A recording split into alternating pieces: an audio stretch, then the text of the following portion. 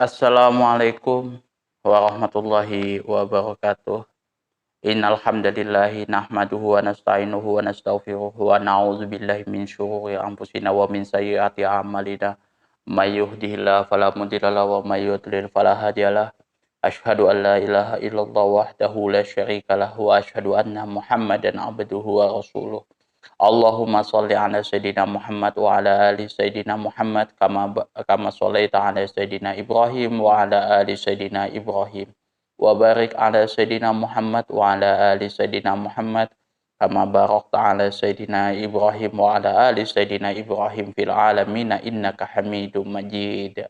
Rabbi shrah li sadri wa yassir li amri wahlul 'uqdatam min lisani yafqahu qawli amma ba'du. Nah, kali ini kita akan membahas kitab Bulughul Maram nomor hadis 96 yang diriwayatkan dari sahabat Salman radhiyallahu an. Nah, di sini akan membahas bagaimana adab posisi menghadap kita pada saat pada saat kita buang air kecil dan buang air besar, ke arah mana kita menghadap. Wa an Salman radhiyallahu anhu qala laqad naha Rasulullah sallallahu alaihi wasallam an tastaqbilal qiblata bi ghaitin aw baulin aw ayyastanjiya bil yamini aw ayyastanjiya bi aqalli min salasati ahjarin aw ayyastanjiha bi raji'in aw azmin. Rawahu Muslim. Wa an Salman radhiyallahu anhu qala, dari Salman radhiyallahu an, semoga Allah meridhoinya, qala, telah berkata, laqad naha Rasulullah sallallahu alaihi wasallam, dan telah laqad naha, dan telah benar-benar melarang kepada kami, nahana, laqad nahana, dan telah melarang Rasulullah sallallahu alaihi wasallam kepada kami, anas taqbilal kiblata, menghadap ke kiblat, menghadap kiblat, bighaitin au baulin, yang mana pada saat itu posisi kita menghadap kiblat pada saat buang air kecil dan buang air besar dan buang air kecil. Atau ayas danja bil yamini, ataupun di sini kita beristinja, membasuh kotoran di sini bil yamini, dengan tangan kanan. Au yastanjia, atau beristinja bi aqall, dengan menggunakan kurang dari min salasati ahjarin, kurang dari 3 buah batu. Nah, kita dilarang di sini Rasulullah betul-betul melarang kita beristinja dengan kurang dari 3 buah batu. Au ayastanjia birojihin, atau anastanjia, atau kami beristinja birojiin, dengan najis hewan ternak yang kering. Au asmin, atau tulang hewan ternak yang kering. Rawahu Muslim, diriwayatkan oleh Imam Muslim. Jadi Rasulullah SAW ini benar-benar melarang kepada kami untuk buang air besar dan buang air kecil menghadap ke kiblat, menghadap ke arah kiblat. Kemudian juga membersihkan diri kita beristinja menggunakan tangan kanan, atau juga beristinja dengan batu yang kurang dari 3 buah batu. Kemudian juga atau di sini beristinja dengan kotoran ternak yang telah kering, atau dengan tulang. Ini juga Rasulullah betul-betul melarang. Menurut riwayat yang ditengahkan oleh As-Sab'ah melalui riwayat Abu Ayyub, wala tastaqbilu, sebentar ya. Ini diteruskan di hadis nomor 97. Wala tastaqbilul kiblata bighaitin aw baulin walakinna syarriqu aw gharibu. Nah, jadi di hadis yang nomor 97 terusannya adalah janganlah kalian menghadap ke arah kiblat ketika buang air kecil, buang air besar dan buang air kecil, melainkan menghadap ke arah timur dan ke arah barat, jadi berlawanan seperti itu. Nah, kalau kita lihat makna keseluruhannya melalui hadis ini, Rasulullah SAW mengajarkan kepada kita etika dalam menunaikan hajat. Sebagaimana beliau memerintahkan kita untuk menghormati syiar-syiar Allah Subhanahu wa Ta'ala. Jadi, kalau misalkan kita mempunyai WC, kita harus pastikan arahnya kemana. Misalkan kalau misalkan arahnya tidak menghadap kiblat, maka tidak menghadap kiblat itu tidak membelakangi, tidak menghadap atau membelakangi, maka itu nggak masalah. Jadi menghadap ini kan misalkan di depan saya kiblat, nah di belakang saya kiblat, maka kalau misalkan saya menghadapi atau membelakangi itu tidak boleh. Jadi saya posisi buang air kecil dan buang air besar harus seperti ini. Jadi lawannya. Jadi saya menghadap ke ini misalkan barat timur. Nah, ini posisinya seperti ini, utara dan selatan seperti itu. Itu yang diajarkan oleh Allah oleh Rasulullah kepada kita. Dan jangan pula beristinja dengan syiar-syiar oleh Allah. Karena itu seseorang yang menunaikan hajat tidak boleh menghadap ke arah kiblat dan tidak boleh pula membelakanginya. Jadi posisi menghadap dan membelakangi itu tidak boleh. Beliau melarang kita membersihkan hadas atau bercebok dengan tangan kanan. Jadi misalkan kita bercebok dengan tangan kanan. Itu. Kalau saya sih susah karena posisi tangan kanan untuk misalkan ngambil gayung posisinya kayak gini. Jadi yang membersihkan pakai tangan kiri.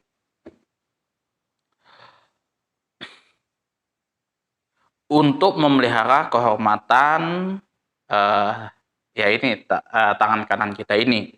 Karena tangan kanan hanya dipakai untuk hal-hal yang terhormat saja. Jadi yang ini untuk hal-hal yang terhormat, tidak untuk membasuh hal-hal yang najis. Yang najis sunnahnya adalah tangan kiri.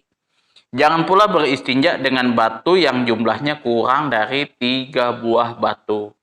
Nah, jadi kemarin sudah saya bahas di dalam kitab Safinatun Najah, itu lengkap di situ ya kan, bab istinja dengan 3 buah batu. Kalau misalkan kurang dari 3 buah batu, yang maksud di sini adalah misalkan kita kurang dari 3 buah batu, tapi dia mempunyai sudut 3 sudut atau 4 sudut. Nah, itu bisa kita pakai untuk beristinja. Seret 1, seret 2, seret 3, kayak gitu. Kalau misalkan itu kurang dari 3 buah batu. Kemudian juga di sini atau dengan kotoran hewan. Sebab kotoran hewan itu sendiri adalah najis. Ini kita sudah tahu ya. Kalau misalnya beristinja dengan kotoran hewan yang kering, ini kan hewan ternak aja. Ini kan sapi aja nggak apa-apa. Itu nggak boleh. Rasulullah pada waktu dikasih oleh sahabat seperti itu, Rasulullah tidak mau ini kotoran kering. Rasulullah buang, kemudian diambil 3 buah batu. Yang mana tidak akan mungkin dapat najis tersebut, kotoran tersebut dapat membersihkan yang lainnya. Beliau juga melarang kita beristinja dengan tulang karena tulang adalah makanan jin. Serta dilarang pula dengan segala sesuatu yang terhormat menurut syariat. Yang terhormat tuh contoh misalkan menurut syariat itu apa ya? Yang terhormat menurut syariat mungkin contoh kayak kopiah kayak gitu kan, itu terhormat itu. Dilarang kita menggunakan itu untuk buang air kecil atau buang air besar, membersihkan kotoran buang air kecil dan buang air besar. Semoga Allah melimpahkan sholawat dan salamnya kepada pendidik yang agung ini, yaitu Rasulullah SAW, dan berbahagialah orang yang mengikuti etika dan petunjuknya Rasulullah SAW. Analisis lafadznya adalah nastaqbil kiblah, adalah menghadapkan kemaluan kita ke arah kiblat ketika buang air besar dan buang air kecil. Nastanji, yang dimaksud dengan nastanji di sini adalah membersihkan najis, yaitu air seni atau kotoran-kotoran dengan air atau batu. Singkatnya adalah cebok kalau dalam bahasa Indonesia. Biwaitin au wa'id di sini maksudnya, pengertian asalnya adalah setiap tempat yang rendah. Ini asalnya. Kemudian dipakai untuk pengertian kotoran yang keluar dari kubur, dari dubur, atau di sini buang air besar. Rojiin diambil dari kata awaji, yaitu kotoran hewan atau kotoran kambing, kotoran hewan atau kotoran kambing. Dinamakan aroji karena kembali pada bentuk semulanya sesudah dikonsumsi. Seperti itu. Jadi dia aroji ini kan roja air juga kembali. Nah, dia kembali ke posisi semulanya berbentuk kotoran ya setelah dikonsumsi oleh hewan tersebut. Au azmun, atau kata au di sini, yang dimaksud au di sini bukan bentuk ragu loh ya. Jadi pengertiannya bukan bentuk ragu, melainkan menunjukkan pengertiannya adalah salah satu di antara dua hal.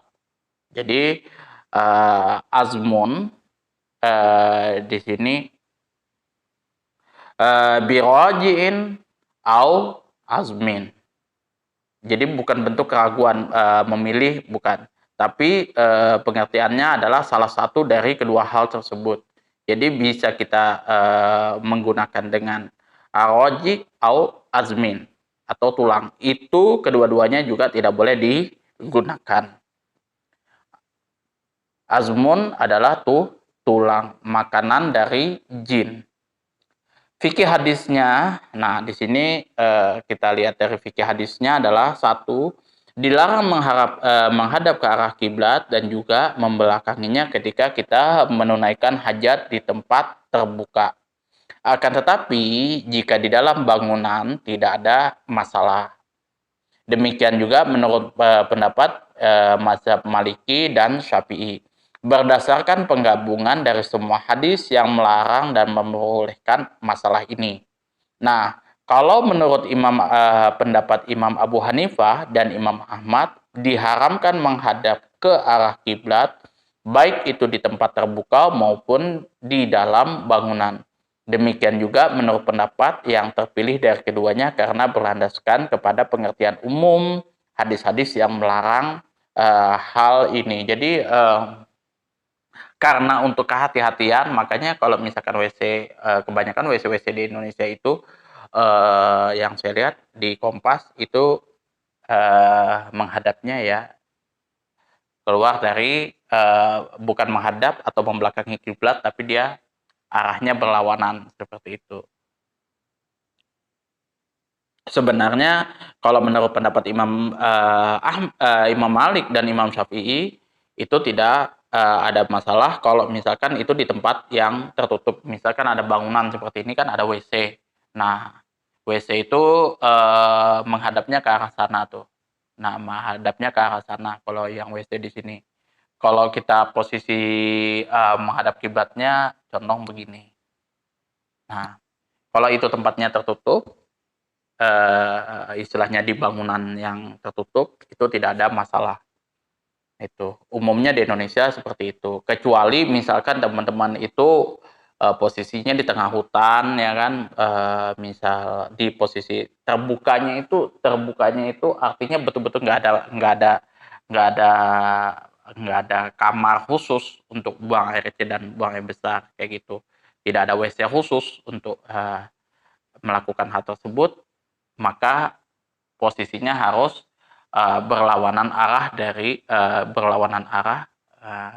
arah atau membelakangi kiblat. Jadi misalkan kalau posisi di Indonesia itu barat, posisi menghadap ke barat itu menghadap kiblat, ke timur membelakangi kiblat, maka kita kebalikannya seperti itu.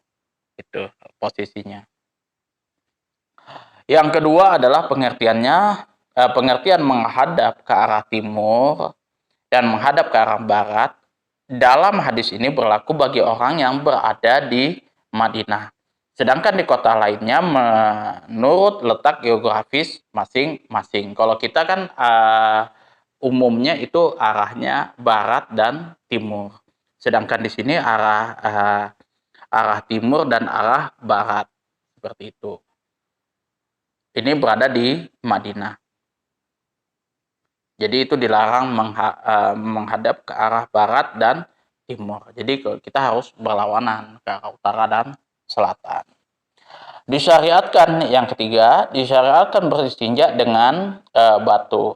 Disamakan dengan batu yaitu semua barang yang mempunyai daya bersih. Nah, jadi bisa dengan tisu. Nah, kalau sekarang kan menggunakan tisu yang daya bersihnya tinggi. Kayak gitu. Ada tisu basah, tisu kering. Jumlah batu yang diperlukan adalah 3 buah batu atau bandu yang memiliki 3 sisi, 3 ujung ya. Menurut pendapat mazhab Syafi'i dan mazhab Hambali. Jadi kalau misalkan teman-teman bisa cek, kalau tidak salah kalau mazhab Hambali ini saya lihat di kitab Al-Mughni kalau nggak salah. Kalau misalkan mazhab Syafi'i itu umumnya di dalam kitab Fathul Qorib, Kifayatul Ahya, kemudian Safinatun Najah. Ya umum lah kalau di Indonesia mempelajari kitab itu. Atau misalkan mau lebih terperinci dengan dalil-dalilnya, kitab induknya Al-Imam Syafi'i yaitu kitab Al-Um. Nah, itu ada kitab Al-Um itu ada versi-versinya. Jadi ada kitab Al-Um yang tebal lagi jilidnya, di situ digabungkan antara hadis-hadis yang diriwayatkan yang digunakan oleh Al-Imam Syafi'i dalam berfatwa, dan juga ada usul fiknya kitab Ar-Risalah dibahas di situ. Nah, juga Imam Syafi'i punya teman dekatnya itu Al-Muzani. Al-Muzani ini mengarang kitab yaitu Mukhtasar Mazani. Itu familiar dan umum, banyak dipelajari oleh ulama-ulama dalam mazhab Syafi'i. Disyarahkan lagi oleh Al-Imam Mawardi, kitab Al-Hawil Kabir. Itu pembahasannya bagus lagi, itu lebih panjang lagi syarahnya seperti itu. Cuman kitab Al-Hawil Kabir tidak setenar kitab Al-Majmu' Syarah Al-Muhadzab karangan Imam An-Nawawi. Al-Imam Nawawi itu jujur aja itu sudah sebagian ulama menganggapnya beliau itu wali. Itu karena kalau misalkan kita cek aja di Indonesia itu karya Imam An-Nawawi itu nggak luput dari kitab hadis Arba'in, kalau nggak Riyadhus Shalihin. Itu sudah pasti, sudah itu ada di masjid-masjid itu. Sedangkan menurut pendapat Imam Malik dan Imam Abu Hanifah disyaratkan benar-benar bersih. Jadi disyaratkan benar-benar bersih, bukan cuma 3 buah batu, tapi memang lebih dari itu harus benar-benar bersih. Tapi juga tidak ada masalah sih kalau misalkan lebih dari 3 buah batu, itu paling sedikitnya. Sekalipun hanya dengan 1 buah batu. Disunahkan ganjil, yaitu melakukannya dengan bilangan ganjil. Jadi 3, 7, dan lain sebagainya. Yang keempat, dilarang beristinja dengan tangan kanan karena menghormati posisi tangan kita. Ini sudah dibahas kesunahan kita melakukan dengan tangan kanan, kemudian kita melakukan hal-hal yang kotor dengan tangan kiri. Itu ada dibahas. Kemudian yang kelima, dilarang beristinja dengan tulang. sebab tulang itu adalah makanan jin. Kita nggak boleh berstinja dengan tulang. Dan juga dilarang berstinja dengan kotoran hewan, karena kotoran hewan itu hukumnya adalah najis. Nah, maka yang namanya kotoran hewan itu masuk dalam kategori najis. Tapi kotoran hewan ini masuk kotoran najis apa sih? Kotoran hewan itu termasuk dalam kategori najis mutawasitoh, bukan najis mughalladoh. Perawi hadisnya adalah Salman Al-Farisi. Mungkin teman-teman tahu lah, sudah familiar dengan Salman Al-Farisi. Nama julukannya yaitu Abu Abdullah. Nah, beliau ini Salman Al-Farisi ini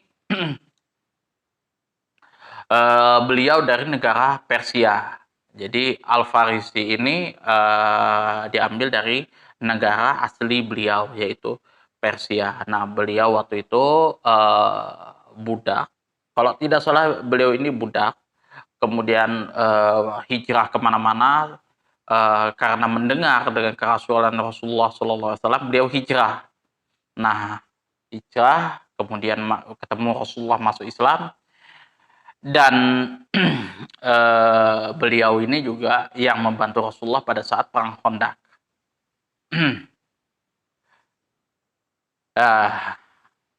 Julukan beliau adalah Abu Abdullah, dikenal juga dengan sebutan Salmanul Khair.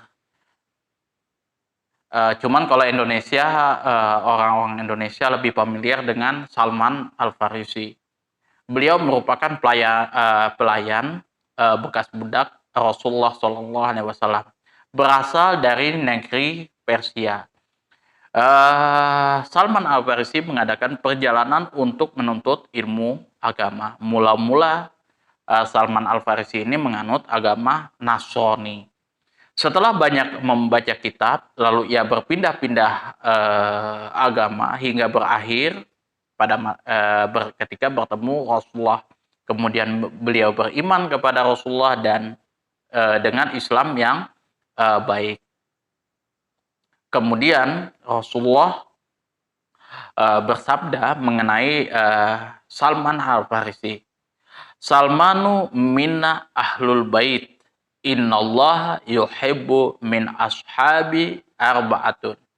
Ali wa Abu Dzar wa Salman wal Miqdad.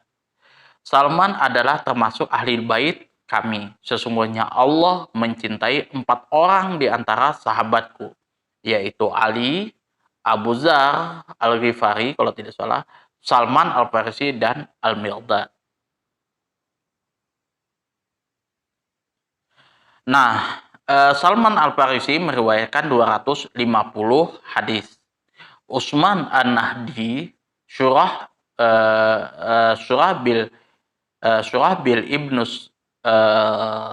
Sim, dan selain keduanya telah mengambil riwayat daripada Salman Al-Farisi.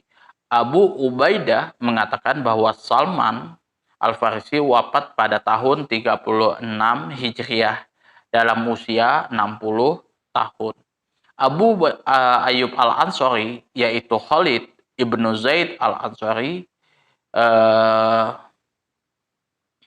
ia ikut datang di perang Badar dan Aqabah. Ketika Rasulullah SAW hijrah ke Madinah, ia tinggal di rumah beliau. Hadis yang diriwayatkannya berjumlah 150 hadis.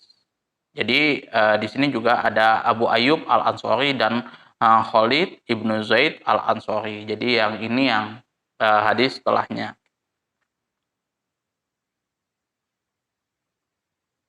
Abu Ayyub Al-Ansari. Nama lain daripada beliau yaitu Khalid ibnu Zaid Al-Ansari.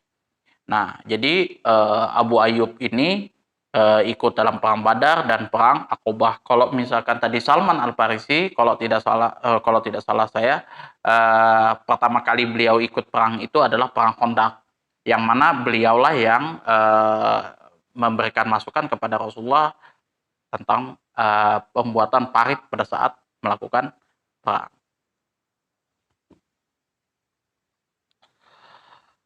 Ketika Rasulullah SAW hijrah ke Madinah, ia tinggal di rumah beliau. Hadis yang diriwayatkan berjumlah 150 buah hadis. Ia wafat dalam peperangan di negeri Romawi pada tahun 52 Hijriah. Dan jenazahnya dikebumikan di benteng Konstantinopel. Jadi negeri Romawi Timur. Kalau Konstantinopel itu Romawi Timur. Beda dengan Romawi Barat. Jadi persitegangan antara Romawi dengan kerajaan Islam waktu itu tidak sampai ke Romawi Barat waktu itu, ke daerah Eropa, tapi pada waktu itu ke Romawi Timur di area Konstantinopel. Itu saja yang dapat saya sampaikan. Kurang dan lebihnya saya mohon maaf yang sebesar-besarnya, karena kemarin juga terlambat dalam membuat upload video. Mungkin teman-teman ada yang bertanya-tanya ini kapan upload lagi, kapan bikin video lagi. Ya mudah-mudahan insyaallah bisa istiqomah. Amin ya robbal alamin. Saya mohon maaf segala macam kekurangannya. Akhirul kalam. Assalamualaikum warahmatullahi wabarakatuh.